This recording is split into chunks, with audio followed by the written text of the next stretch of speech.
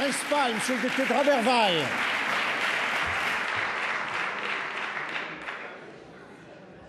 Monsieur le Président, encore une fois, je dois me lever pour interpeller le ministre sur la question des travaux sylvicoles, un secteur touchant pas moins de 4 500 travailleurs.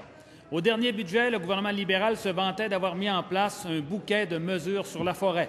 Or, fidèle à son habitude, l'argent du gouvernement libéral n'est pas au rendez-vous. Pourtant, au mois de novembre, les entreprises sylvicoles ont sensibilisé le ministre à l'effet que les industriels ne pourraient pas faire leurs travaux. Au mois de janvier, les mauvaises nouvelles se confirment. En février, le ministre dit que leurs inquiétudes sont compréhensibles, mais qu'il n'y aura pas de problème. Il se trouve que vendredi dernier, face à l'inaction du gouvernement, plusieurs députés des régions forestières ont été informés que les entreprises en travaux sylvicoles devront réduire, voire abandonner leur activité pour l'année 2012. À quelques jours du début de la saison des travaux en travail sylvicole, la situation est insoutenable pour les entrepreneurs et leurs travailleurs. Pourquoi en est-on encore une fois dans cette situation? Monsieur le ministre des Ressources naturelles.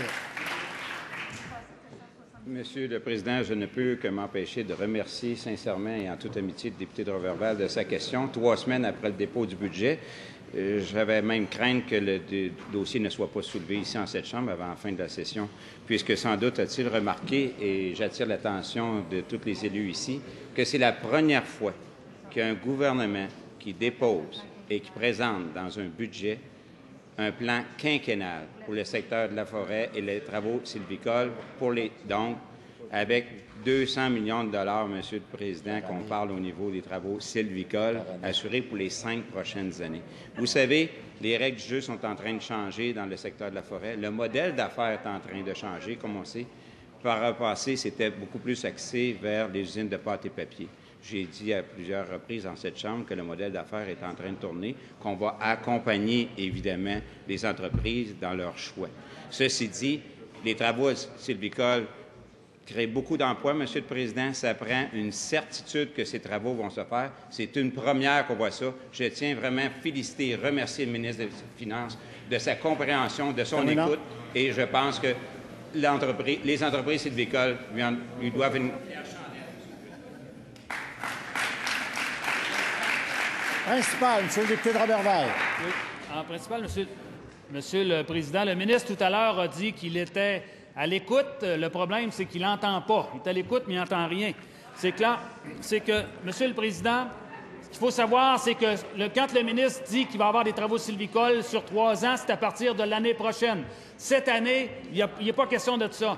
Est-ce que les travailleurs et les entreprises qui sont venus nous voir dans nos bureaux de députés, est-ce que ce sont des menteurs? Est-ce que ce sont des gens qui ont du temps à perdre, qui viennent nous voir juste pour placoter? Si ces gens-là sont rendus dans nos bureaux, c'est parce que ça ne fonctionne pas. Ce que les gens veulent avoir, Monsieur le Président, ce n'est pas du placotage, c'est du concret. Ce que je veux savoir, c'est quelles sont les mesures concrètes que le ministre va mettre de l'avant cette année, ce printemps, pour les travaux de cet été. C'est ça que les gens veulent savoir.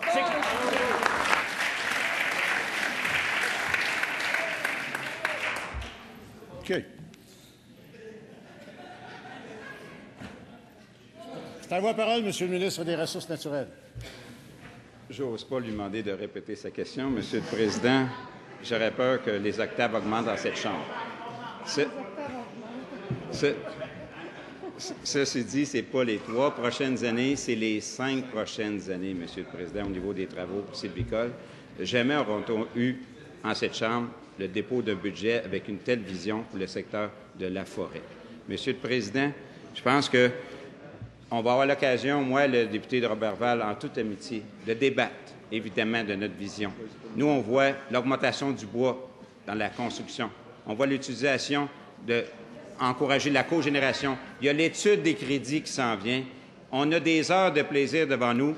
Est-ce qu'on peut se réserver ce plaisir-là pour la commission parlementaire, Monsieur le Président? J'invite les gens à vraiment visionner la commission parlementaire qui s'en vient. Les codes d'écoute vont augmenter, Monsieur le Président. Alors, cela met fin à la période de questions et de réponses orales.